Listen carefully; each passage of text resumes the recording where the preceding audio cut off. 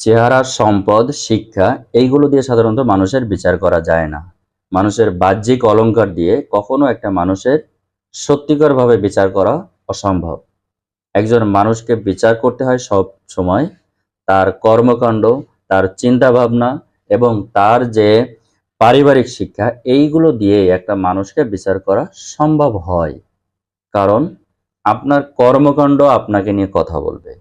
আপনি কি সেটা সম্পূর্ণ ডিপেন্ড করবে আপনার সকল ডেইলি অ্যাক্টিভিটিজের উপরে। আপনার যদি অ্যাক্টিভিটিস দুর্বল হয়, আপনার যদি কর্মকাণ্ড হয় হিংস্র জানোয়ারের মতো, পশুর মতো, তখন সেটা আসলেই আপনার জন্য ভালো মানুষ হিসেবে পরিচয় দিবে না। কারণ আপনার শিক্ষা, আপনার চেহারা, আপনার সম্পদ কখনোই আপনাকে মানুষ বানাতে পারবে না। আপনাকে মানুষ বানাতে পারবে একমাত্র আপনার ভিতরের অন্তর, আপনার ভিতরের যে কর্মকাণ্ড, এই জিনিসগুলো দিয়েই আপনাকে মানুষ হিসেবে বিচার করা সম্ভব। কারণ মানুষ হতে গেলে আপনাকে সবসময় মানবিক হতে হবে। মানবিক ছাড়া আপনি কখনো মানুষ হতে পারবেন না।